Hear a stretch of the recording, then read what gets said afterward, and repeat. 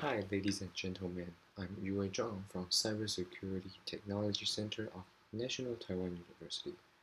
Today I'm talking about our paper entitled An Efficient Dynamic Rule Placement for Distributed Firewall in SDN.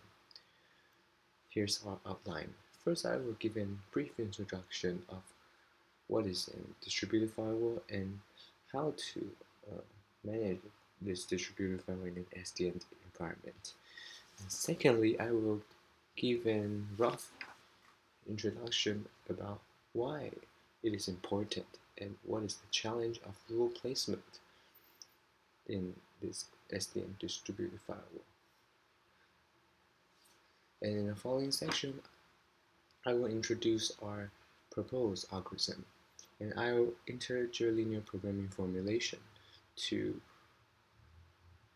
do these rule placement. And as a result of our formulation, this integer linear programming suffers from an NP-complete problem. That is, if this problem gets bigger, which maybe the number of rules or the complexity of the topology grows larger, then this rule placement problem can become undesirable, time-consuming.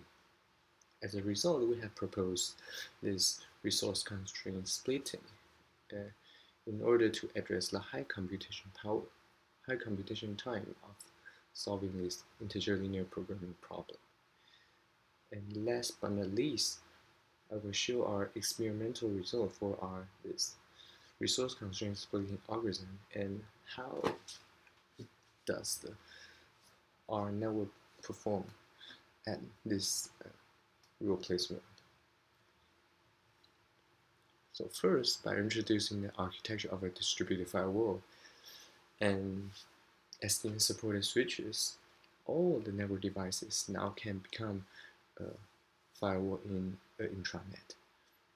As shown in the right figure, now you can see that not only the gateway switch can filter anomaly packages, but also these switches in the intranet can detect attacks from hackers. This raises a new challenge, which is how to properly place firewall rules inside your intranet. And management this rule placement in this distributed firewall is an error-prone task. And several previous studies has done on this rule placement in SDNs, such as Daifan or Nguyen Yan. They have worked on the rule placement of routing and endpoint policies. And other works has also proposed a similar integer linear programming based solution on rule placement. Upon rule updates, most of the proposed algorithm will have to recompute the rule placement, and this causes additional computation costs. So our work have addressed the high computation cost of integer linear programming based solution and proposed this resource constraint splitting in order to lower the computation time. And this resource constraint splitting can also tackle the challenge of dynamic updates of firewall rules. As the network environment becomes more complex, there's more need and more frequently that the firewall rules will need to be updated. And usually these updates will not influence other old firewall rules. As a result, resource constraint splitting can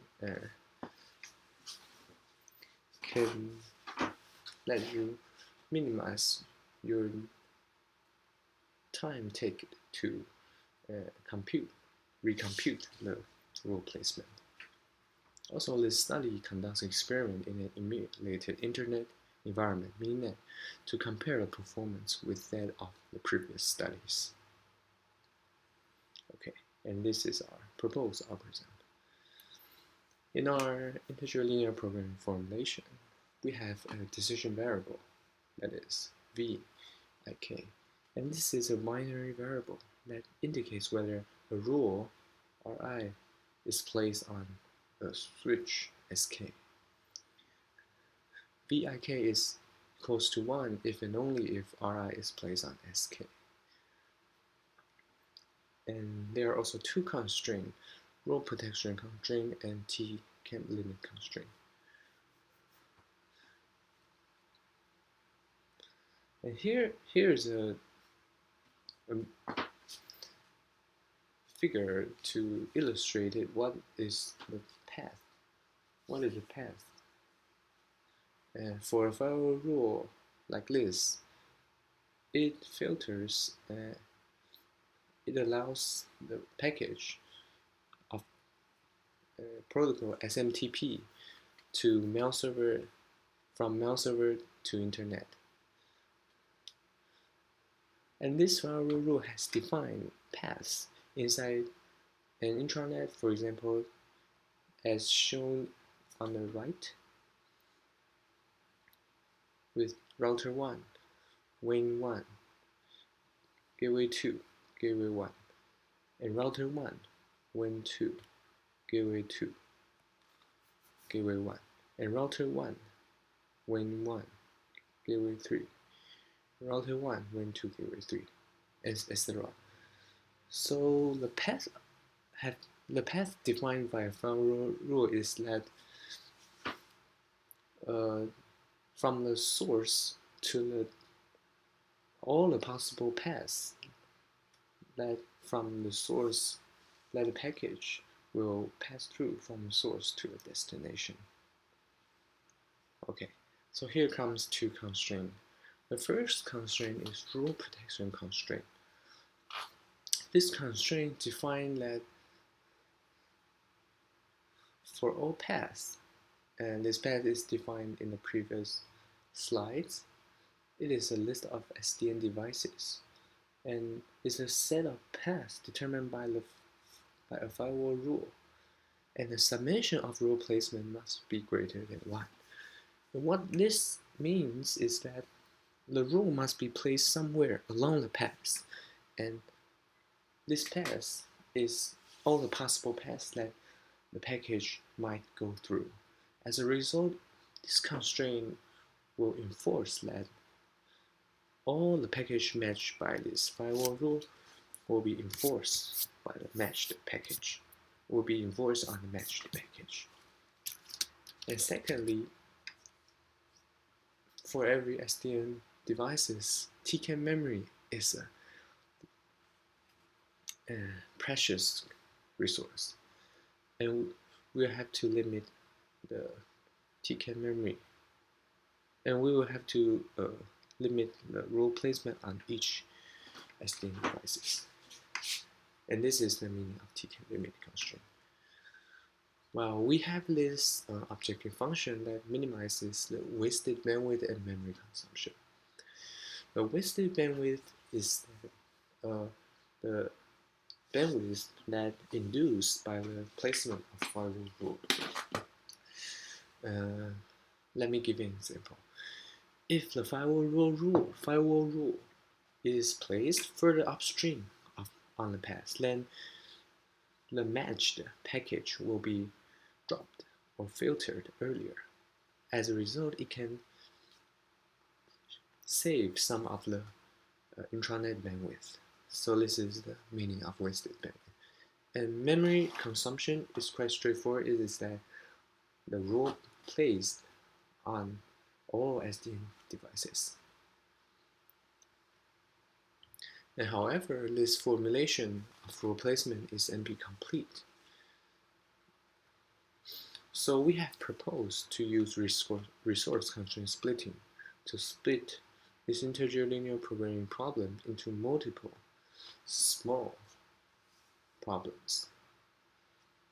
Well, the first step is that we can use protocol source IP, source port, or destination IP, or destination port actions, or any arbitrary combination of these fields to divide firewall rules. With the optimization goal mentioned above, the rules are placed near the ingress SDN devices determined by the source IP, since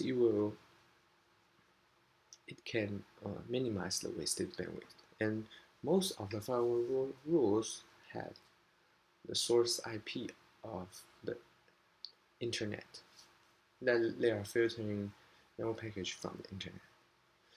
So we have used the same source IP to group the firewall rules.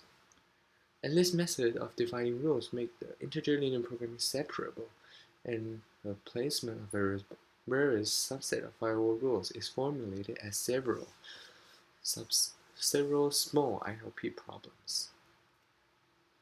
And the second step, we will use a TCAM memory assignment. Since that the TCAM memory of each SDN devices is shared among all the small integer linear programming problem, so that the original integer linear programming, the TCAM limit of the original integer programming problem is splitted in two. Each small integer linear program, according to mainly the breadth search, and this is because that for each small ILP problem, these rules will be placed further upstream, that is near the source IP. And the principle of our division of the ILP problem is that we use different source IP to split the firewall rules. As a result, this breadth search will assign these TCAM memories according to the breadth.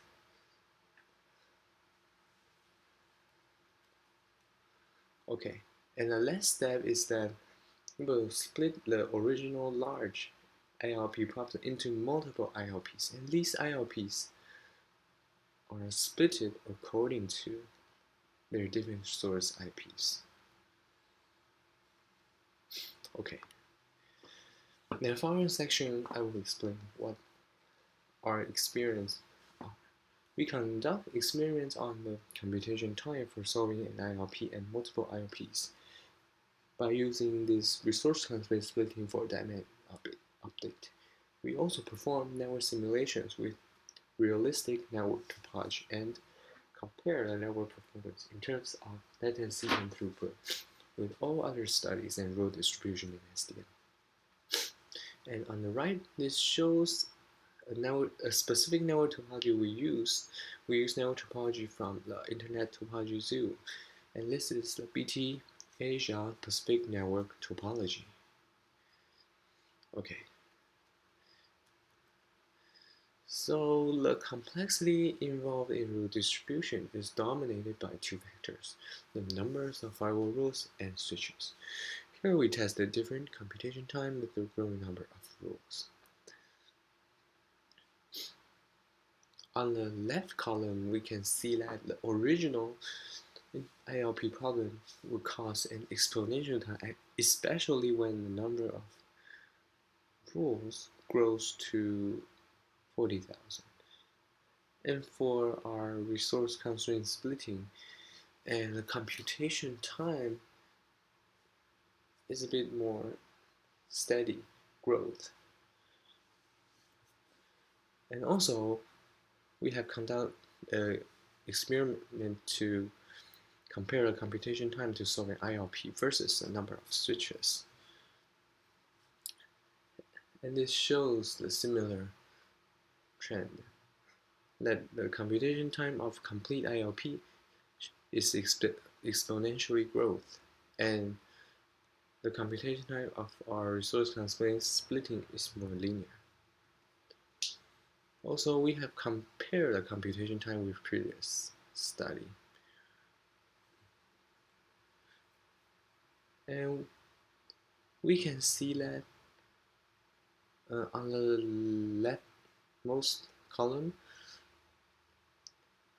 the computation time of Zhang, they also shows more exponential growth since that they use an integer linear programming formulation. However, Chen, they have used a somewhat more heuristic way to do the rule placement.